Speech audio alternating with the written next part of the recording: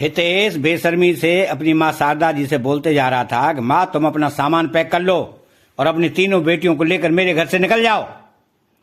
अब मैं तुम्हें अपने घर में बर्दाश्त नहीं कर सकता। बेटे की बात सुनकर शारदा जी स्तब्ध सी रह गईं। आंखों में आंसू लिए बोली, बेटा मैं इस उम्र में कहां जाऊंगी, और वो भी तीन तीन बड़ी बेटियों को लेकर। एक तुम ही तो हो मेरा सहारा हो, तुम्हारे अलावा मेरा इस दुनिया में कौन है। अगर तुम मुझे और अपनी बहनों को घर से निकाल दोगे तो हम कहां जाएंगे। तभी शारदा जी की बात सुनकर अंदर से उनकी बहू पूनम भड़कती हुई बाहर आई। हमने ठेका नहीं ले रखा है तुम्हारा और तुम्हारी बेटियों का। तुम सब गांव की गंवारों को अपने पास रखकर मुझे कितनी बेइज्जती सहन करनी पड़ती है ये मैं ही जानती हूं। अब बिल्कुल नहीं सहूंगी। मैं हाई फाई सोसाइटी में रहती हूं और मेरी सारी सहेलियां भी हाई फाई सोसाइटी की हैं। तुम लोगों की वजह से मैं उन्हें अपने घर भी नहीं बुला पाती हूं। तुम लोगों को देखकर वो लोग मुझ पर हंसती हैं। इसलिए निकल जाओ मेरे घर से। अब मुझे फ्री होकर जीने दो। बेटा वैसे भी तुमने हमें पीछे का एक कमरा दिया है। हम तो माँ बेटी वैसे भी तुम्हारे इतने बड़े घर में नहीं आती हैं। जैसे तुम लोग कहते हो हम उसी तरह से तो रहते हैं, फिर भी हमें घर से निकाल रहे हो। फिर शारदा जी अपने बेटे की तरफ देखते हुए बोली, बेटा तुम्हारे बाबूजी के जाने के बाद एक तुम ही तो हो अपनी बहनों का सहारा। और भूल गए क्या कि तुम्हारे बाबूजी के मरते समय तुमने उनसे वादा किया था कि अपनी माँ का ख्याल रखोगे, बहनों की पढ़ाई पूरी करवाओगे और उनकी शादी भी करोगे। और मुझे भी तो यही कहकर तुमने गांव की जमीन को बिकवा दिया कि मुझे और अपनी बहनों को शहर में रखोगे। इसी वजह से मैंने तुम्हारे कहने पर गांव का घर और जमीन दोनों बेच दिया कि चलो उसके पिताजी के बाद बड़ा भाई है अपनी बहनों को संभालने के लिए। लेकिन तुम अपनी सारी जिम्मेदारियों से पीछा छुड़ाना चाहते हो। अब तो हम गांव भी नहीं वापस जा सकते क्योंकि ना तो घर बचा है और ना ही जमीन। तभी बहू उनके कमरे से एक बैग में सारे कपड़े पैक करके उनके सामने फेंकते हुए बोली, हितेश अब तुम्हारी माँ इस घर में एक भी दिन नहीं रहेगी। अपनी बेटियों के साथ रुकी तो समझ लेना मैं इस घर को छोड़कर अपने मायके चली जाऊंगी और अपने डैडी से कह दूंगी कि अपने दामाद की जगह बिजनेस पार्टनर किसी और को बना लो। ये सुनकर हितेश घबरा गया और बोला, नहीं नहीं डार्लिंग, ऐसे कैसे तुम मायके चली जाओगी। मैं तुम्हें कभी नहीं जाने दूंगा।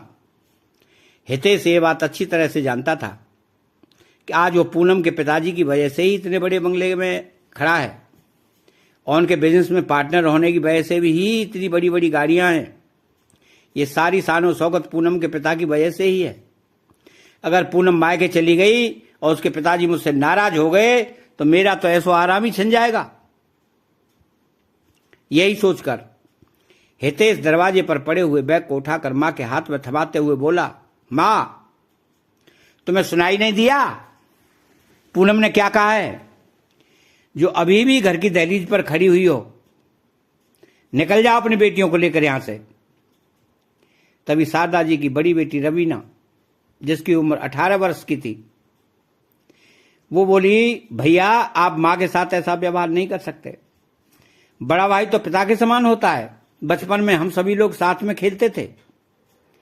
मुझे तो अपने भाई पर इतना गुमान था, लेकिन आज आपके व्यवहार को देखकर मन बड़ा ही दुखी हो गया। मुझे तो लगा था कि पिताजी के जाने के बाद आप सब हमारी जिम्मेदारी बहुत अच्छे से निभाएंगे। तुमसे हम सबकी बड़ी ही उम्मीदें थी। आज तुम्हारे पास सब कुछ है, इतना बड़ा बंगला, गाड़ी, खूब सारा पैसा है, तो क्या अपनी बूढ़ी माँ और बहनों को नहीं रख सकते। तभी चिल्लाती हुई पूनम बोली, हाँ हाँ, तुम्हारे अकेले माँ होती तो घर के किसी कोने में रख भी लेते, पर पूरी की पूरी पलटन साथ में लेकर चलती है तुम्हारी माँ। अब तीन तीन बेटियों को रखना हमारे बस की बात नहीं है। हमने इधर कोई धर्मशाला नहीं खोल रखी है जो तुम लोगों को अपने घर में रखेंगे। इसलिए अब तुम लोग मेरे घर से निकल जाओ। ये घर मेरे डैडी का दिया हुआ है इसमें सिर्फ मेरा और मेरे पति का हक है। दरअसल पूनम को यही चिंता थी, कहीं ऐसा ना हो उसका पति हितेश अपनी माँ और बहन के प्यार की वजह से कहीं पिघल न जाए और उनके पढ़ाई लिखाई के खर्च और शादी ब्याह के खर्च उठाने के लिए तैयार ना हो जाए। इसलिए पूनम ने पहले ही ये प्लान बना दिया था कि इन माँ बेटी को घर से निकालना ही बेहतर है। और हितेश को भी अपनी माँ और बहनों से पैसा और शान और शौकत ज्यादा प्यारा था। वो अपनी जिंदगी के ऐशो आराम के लिए माँ और बहनों को छोड़ सकता था। थोड़ा बहुत हितेश अगर माँ की तरफ खींचता भी तो पूनम उसे अपने डैडी की धमकी देकर अपनी बात मनवा लेती। वो अच्छी तरह से जानती थी कि हितेश को पैसे ज्यादा प्यारे हैं और अपने बूढ़े माँ और बहनों की वजह से वो अपनी लग्जरी लाइफ कभी नहीं छोड़ेगा। ये सब सोचते हुए वो फिर से बोली कि माँ जी सुनाई नहीं देता क्या? उठाओ अपना सामान और निकल जाओ मेरे घर से। तभी बड़ी बेटी रवीना बोली, भाभी अब आप एक भी शब्द मत बोलिएगा, बहुत बेइज्जती कर ली है माँ की, और कुछ कहा तो मुझसे बुरा कोई नहीं होगा। ओफो, देखो तो सही तुम्हारी बहन के नखरे, गुरूर तो ऐसा भरा है जैसे कहीं की महारानी हो। हाँ महारानी हूं या नहीं, लेकिन आपकी फालतू की बातें अब नहीं सुनूंगी। जब तक आपके घर में रह रही थी तब तक हमने बहुत कुछ सहन कर लिया है। तुम्हारे घर के सारे काम भी हम चारों माँ बेटियों की ही करती थी, कुछ फोकट में नहीं रखती थी तुम हमें। अपने घर में अब इन्हीं कामों के लिए तुम्हें काम वाली रखनी पड़ेगी। अब तुम्हें हमारी कीमत पता चलेगी।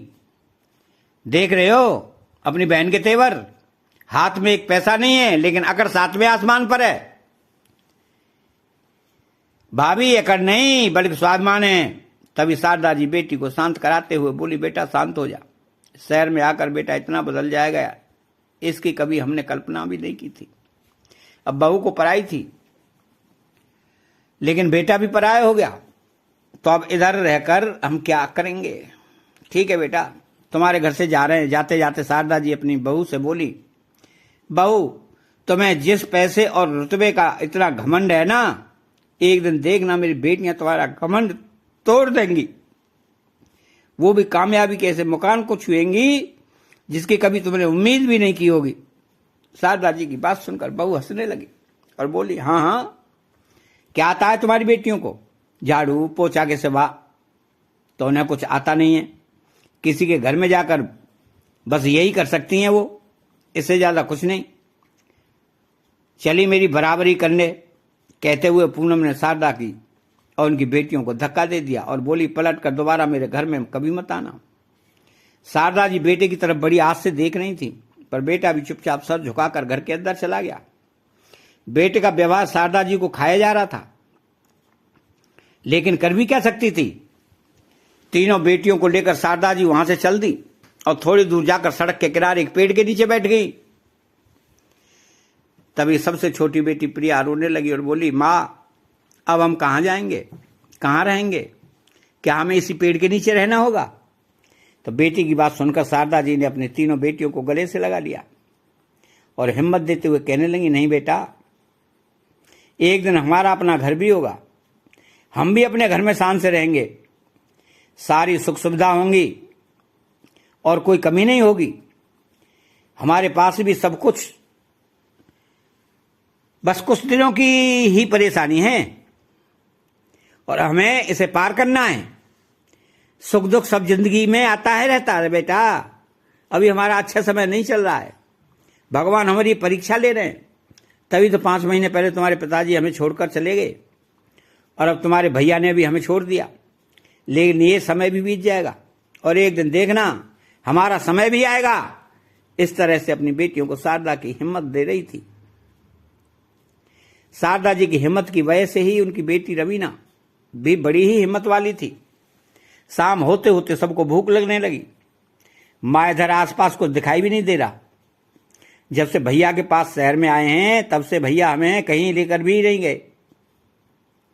जिससे शहर में हमारी कुछ जान पहचान हो, पास में हम किसी मंदिर की पास में ही किसी मंदिर की घंटी की आवाज आ रही है, चलो उधर ही चलते हैं, हो सकता है उधर हमें कुछ खाने को मिल जाए। तो शारदा जी अपनी बेटियों को लेकर मंदिर की तरफ चल पड़ी। देखा तो मंदिर में भगवान की दया से भंडारा हो रहा था।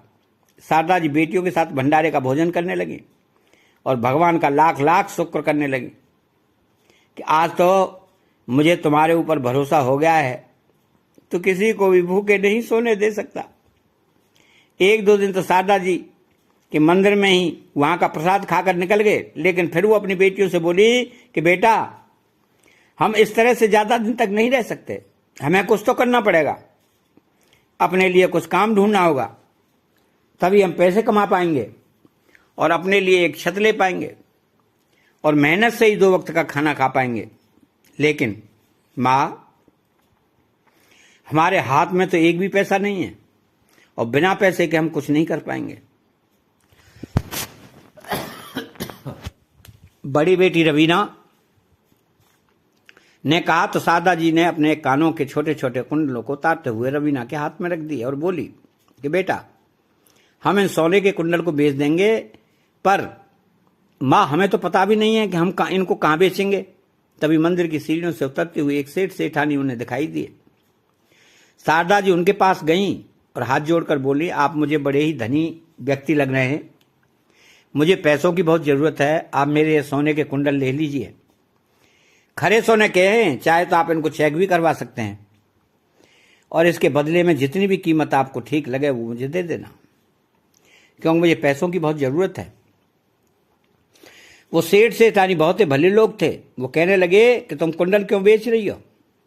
बस कुछ मजबूरी है साहब, 3-3 दिन बेटियों की जिम्मेदारी है, इसलिए बेचने पड़ रहे हैं। इतना कहते कहते शारदा जी की आंखों में आंसू भर आए। कहाँ हैं तुम्हारी बेटियां? सेठानी ने पूछा। तो शारदा जी ने सीढ़ियों पर बैठी हुई अपनी 3 बेटियों की तरफ इशारा किया। सेठ जी पूछने लगे कि तुम इन पैसों से क्या करोगी? इससे तो कुछ दिनों का ही खर्च चलेगा, मैं सब्जी का ठेला खरीद लूंगी और अपनी बेटियों के साथ सब्जी बेचूंगी। सेठ सेठानी शारदा जी की मजबूरी को बहुत अच्छी तरह से समझ रहे थे।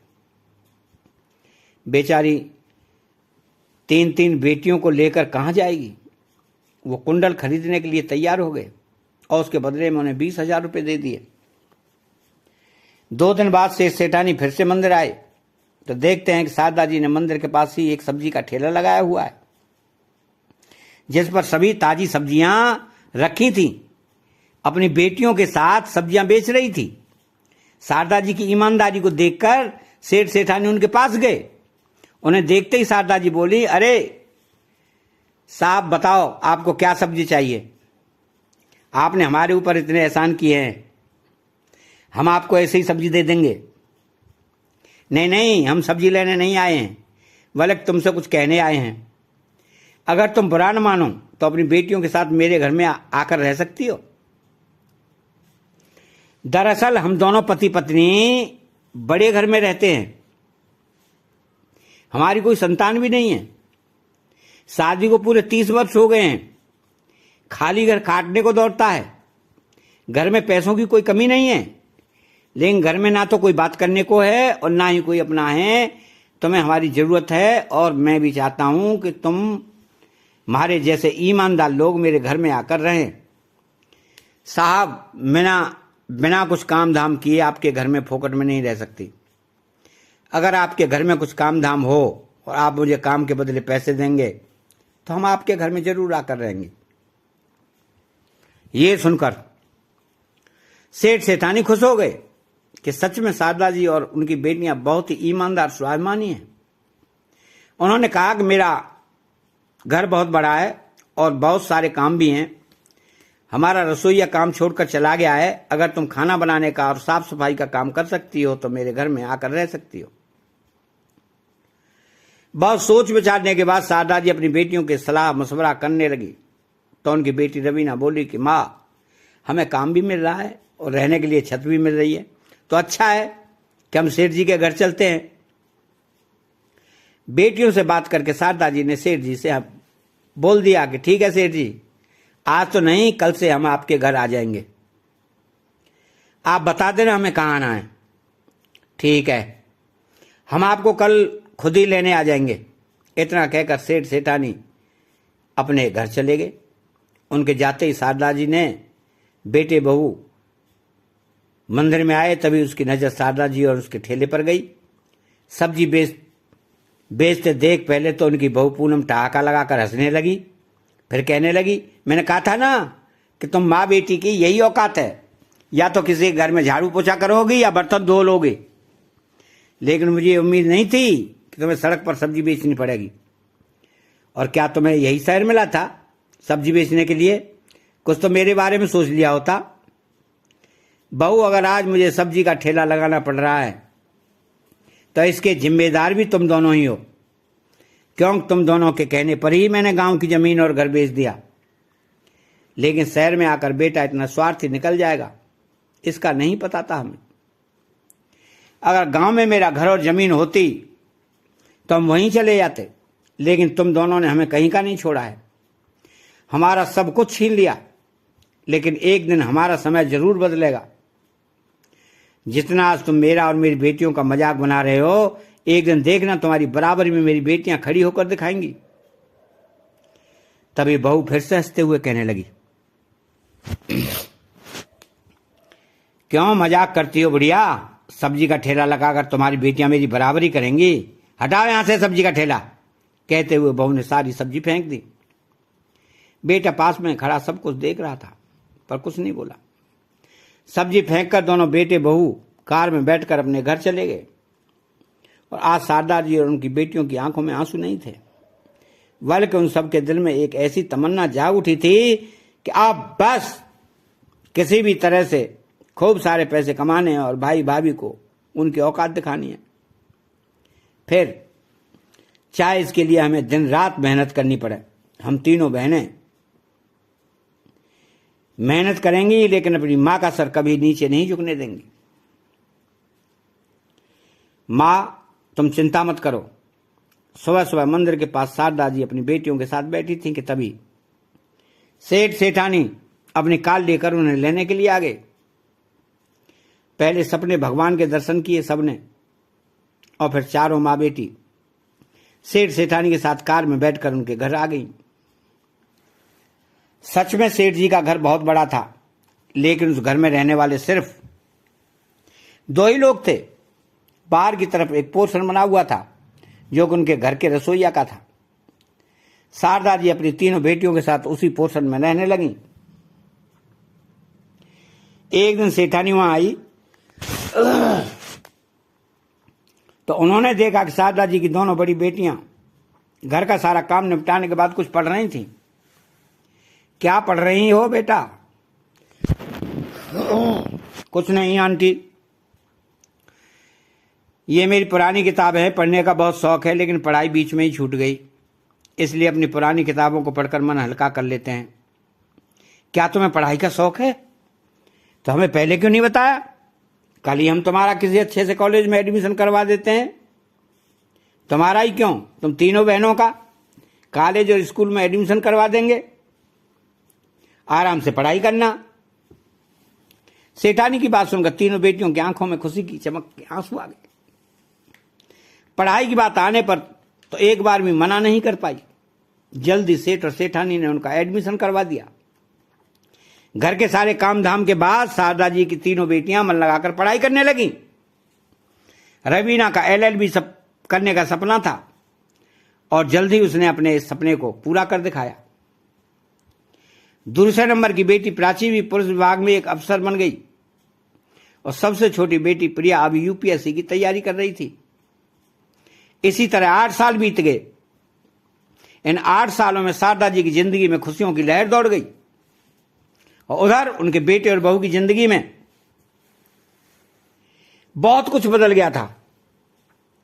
उनकी बहू के पिताजी, जिसके बिजनेस में उनका बेटा हितेश पार्टनर था, उनकी हार्ट अटैक की वजह से मौत हो गई, जिससे सारा बिजनेस का भार हितेश के कंधों पर आ गया। हितेश बिजनेस में पार्टनर जरूर था, लेकिन उसे बिजनेस में आता कुछ नहीं था और ना ही उसने कभी उसे सीखने की कोशिश की। सिर्फ ऊपरी तौर पर वो अपनी पत्नी के पिता का साथ देता रहा। धीरे धीरे उसके बिजनेस में घाटा होता गया और एक दिन ऐसा आया कि उसका सारा बिजनेस ठप हो गया। और बिक गया। अब उसके पास कोई काम धंधा नहीं था, इधर उधर भटकते हुए काम ढूंढ रहा था। तभी एक दिन उसकी नजर अपनी बहन रवीना पर पड़ी, जो एक कार में बैठकर जा रही थी। वो अपनी बाइक से रवीना का पीछा करने लगा। पीछा करते करते उसके घर तक पहुंच गया। रवीना कार से उतरकर अपने घर के अंदर चली गई, पर उसका भाई हितेश वहीं खड़ा उस घर को देखता ही रह गया और दबे पांव वापस अपने घर चला आया। आते ही सबसे पहले उसने अपनी पत्नी पूनम को सारी बात बताई कि उसकी माँ और तीनों बहनें हमसे बहुत आगे निकल गई हैं। आज उनके पास गाड़ी बंगला सब कुछ है, इसी चीज की कोई कमी नहीं है। ये सुनते ही पूनम का मुंह खुला का खुला रह गया। वो हितेश से कहने लगी कि तुम जाओ और अपनी मां से मदद मांगो। तुम तो उनके बेटे हो, तो वो तुम्हारी मदद जरूर करेंगी। इसलिए जाओ और मेरे पिताजी के बिजनेस को फिर से खरीदने के लिए उनके आगे हाथ फैलाओ, पैसे मांगो और मेरे पिताजी के बिजनेस को फिर से उठाओ।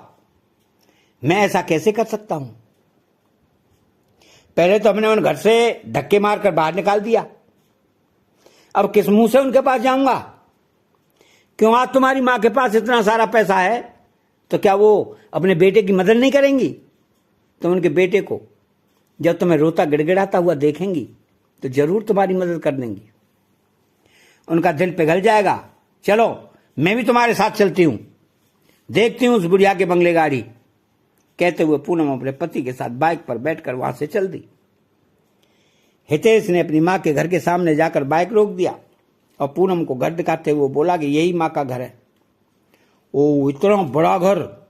और गाड़ी देखकर पूनम कहने लगी कि उस सब्जी बेचने वाली बुढ़िया ने इतना बड़ा घर कैसे खरीद लिया? जरूर इन लोगों की किसी ने मदद की होगी, वरना इन लोगों के पास तो खाने के भी लाले पड़ गए थे। तभी हितेश बोला कि अब अंदर भी चलोगी या यहीं पर खड़ी होकर इस घर को ही देखती रहोगी? हाँ हाँ चलते हैं, लेकिन क्या बोलना है उस बात का ध्यान रखना।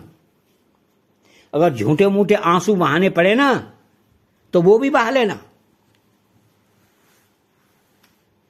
कहते हुए दोनों पति पत्नी मुस्कुराते हुए घर की डोरबेल बजाई तो अंदर से शारदा जी ने आकर दरवाजा खोला। अपने सामने शारदा जी को देखकर बेटे और बहू दोनों के चेहरे की हवाइयां उड़ गई, क्योंकि शारदा जी जब उनके पास रहती थी तो एकदम से दुबली पतली थी और सूती सी साड़ी पहने रखती थी, लेकिन आज उन्होंने सिल्क की महंगी साड़ी पहन रखी थी और शरीर से ही हट्टी कट्टी लग रही थी। गले में मोटी सी चैन पहन रखी थी, हाथ में घड़ी बंधी थी। बेटे बहू को देखते ही शारदा जी ने कहा कि बोलो कैसे आना हुआ? तभी दोनों बेटे बहू शारदा जी के पैरों में गिरकर गिड़गिड़ाते हुए कहने लगे, प्लीज माँ जी हमें माफ कर दो, हमसे बहुत बड़ी गलती हो गई, हमने आपके साथ अच्छा नहीं किया। घड़ियाली आंसू निकालते हुए पूनम बोली, हाँ माँ जी माफ कर दो अपने बेटे बहू को, देखो कितने परेशान हैं हम लोग। तभी अंदर से आते हुए रवीना ने कहा, अच्छा भाभी, जब आप लोगों ने हमें घर से धक्के मारकर बाहर निकाला था तब हम भी तो परेशान ही थे। आपने एक बार भी ये नहीं सोचा कि हम लोग कहाँ जाएंगे, क्या खाएंगे? तुम्हें तो अपने पैसों का बहुत घमंड था, आज कहाँ गया हो तुम्हारा पैसा और घमंड, जो हमारे सामने हाथ जोड़कर पैसों के लिए गिड़गिड़ा रही हो? तभी शारदा जी कहने लगी, क्यों बेटा, तुमने जब हमको घर से निकाला था तब मैंने कहा था ना कि समय किसी का एक जैसा नहीं रहता। एक दिन मेरी बेटियां तुम्हारे बराबर से खड़ी होकर दिखाएंगे। आज देखो मेरी तीनों बेटियां तुमसे बहुत आगे निकल गई हैं। तुम अपने पैसों का और अपने स्टेटस का बहुत ज्यादा घमंड था, तो देखो आज पूरे शहर में मेरी बेटियों के चर्चे हैं। जब लोग कहते हैं कि देखो शारदा जी की एक बेटी वकील बन गई, एक पुलिस अफसर में लग गई और एक यूपीएससी की तैयारी कर रही है, तो मेरा सीना गर्व से चौड़ा हो जाता है। मेरी बेटियां मेरी शान हैं। ये सुनकर पूनम आग बबूला होते हुए बोली, अच्छा बुढ़िया, तभी तेरे अंदर इतना घमंड आ गया। पर देखना, आगे कुछ बोलती इससे पहले ही हितेश ने उसको रोक दिया और शारदा जी से कहने लगा, माँ वो तीनों आपकी बेटियां हैं, तो मैं भी तो आपका बेटा हूं। आज आपके बेटे को आपकी जरूरत है, तो क्या आप मदद नहीं करोगी? कैसी मदद? कौन सी मदद? तुम्हारे जैसे बेटे होने से तो अच्छा होता कि मुझे एक बेटी और हो जाती।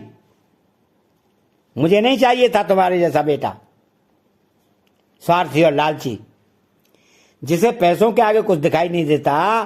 तुमने कभी बेटा होने का फर्ज नहीं निभाया और मुझे बेटे का ज्ञान दे रहे हो। मैंने तुम्हारे लिए क्या कुछ नहीं किया, इसकी लिस्ट अगर निकाल कर दे दूं तो गिनतियां करते रह जाओगे। एक माँ का सब्जियां बेचना भी तुम्हें गवारा नहीं लगा।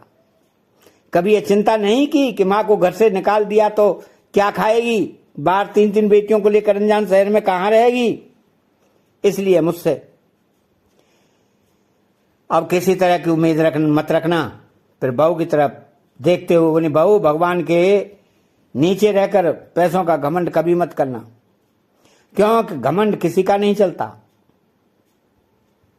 पैसा तो हाथ का मैल है, आज है कल नहीं है, कहकर शारदा जी ने दरवाजा बंद कर दिया। बेटे वो अपना सा मुंह लेकर वहां से चले गए। तो दोस्तों, ये हमारी कहानी कैसी लगी आपको? चैनल को सब्सक्राइब करें, बेल आइकन घंटी को दबाएं।